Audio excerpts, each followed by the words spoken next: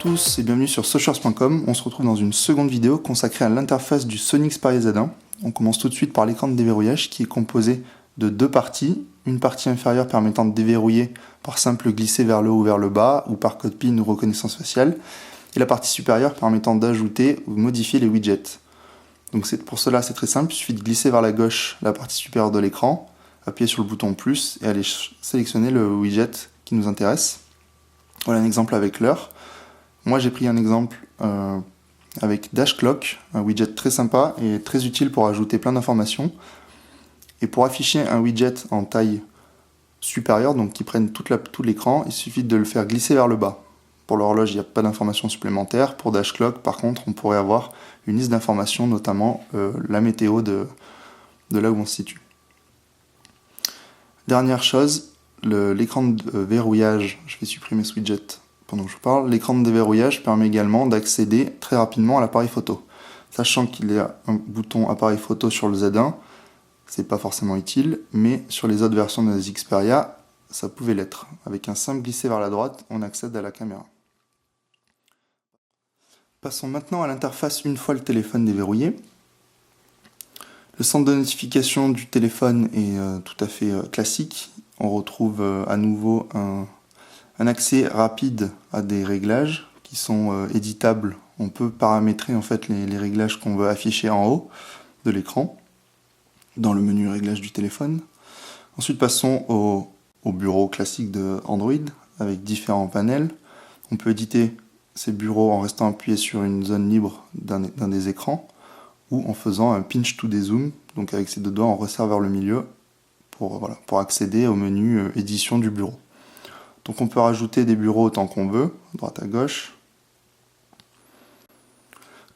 On peut spécifier un bureau comme étant la home page de notre téléphone, donc en appuyant sur la petite maison, pas forcément bien, voilà, la petite maison en haut, ici.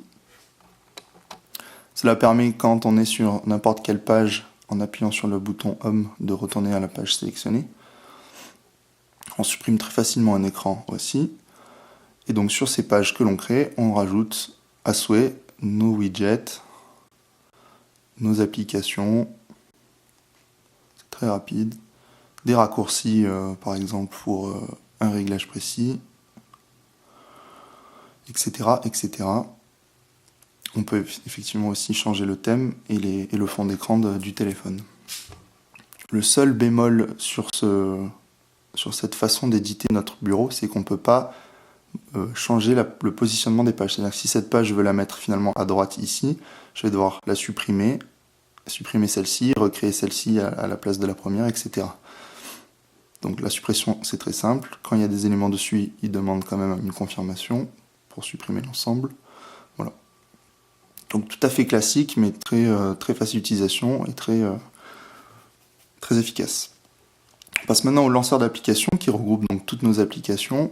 La nouveauté avec ce Xperia Z1, c'est un petit volet qui arrive à la gauche quand on slide sur la gauche pour rechercher rapidement une application, par exemple Skype, pour désinstaller les applications. Donc là, je vais vous montrer que je les ai classées dans des dossiers, donc il faut aller chercher dans un dossier pour pouvoir les désinstaller.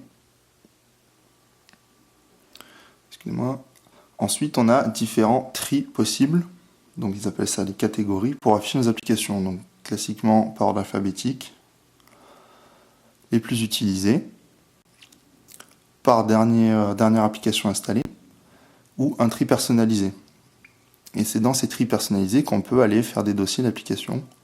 Pour, voilà, par exemple, avoir que 2 pages d'application au lieu d'avoir 5-6 pages et ne plus s'y retrouver.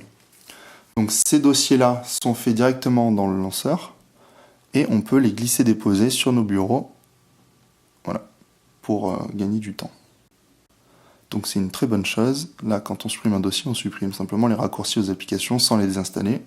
Voilà, c'est une très bonne chose. Ensuite, toujours par ce panel à gauche, on peut accéder à d'autres applications, donc simplement en lançant le Play Store, qui est une application classique, ou en allant sur une appli réservée Sony, enfin qu'a développé Sony, qui est Sony Select, permettant d'afficher leur application favorite. Dernier point concernant l'interface de cette Xperia Z1, Les micro-applis, découverts dans d'autres téléphones de Sony, notamment l'Xperia Z. Ces micro-applis sont affichables depuis le menu multitâche en fait, qui permet d'accéder aux derniers panels, aux dernières applications lancées. Et donc on accède à des micro-applications qui vont être en survol sur votre page. Elles vont flotter par-dessus votre interface. C'est-à-dire que là, je me balade dans mon téléphone et j'ai une application de notes. Excusez-moi, je n'étais pas centré. Une application de notes que je peux utiliser à tout moment sur mon écran. La faire balader et je peux même la ranger dans un coin si jamais je veux quand même me la garder sous le coude mais qu'elle me dérange à ce moment-là. Le bon point de ces micro-applis sur l'Xperia Z1, c'est qu'on peut les cumuler. Voilà, là j'ai la minuterie, les notes. Et un petit rappel au cas où, ici vous avez accès à toutes vos applications. Et vous voyez que je n'ai pas seulement que les applications Sony, j'ai également Google Keep, Gmail, mes favoris Google Chrome, et l'application Falcon qui est un client Twitter. Et ce, en allant ici sur le plus. Si je vais sur le Play Store, je récupère les micro-applis du Play Store. Donc ça, c'est les développeurs autres que Sony qui proposent des micro-applis.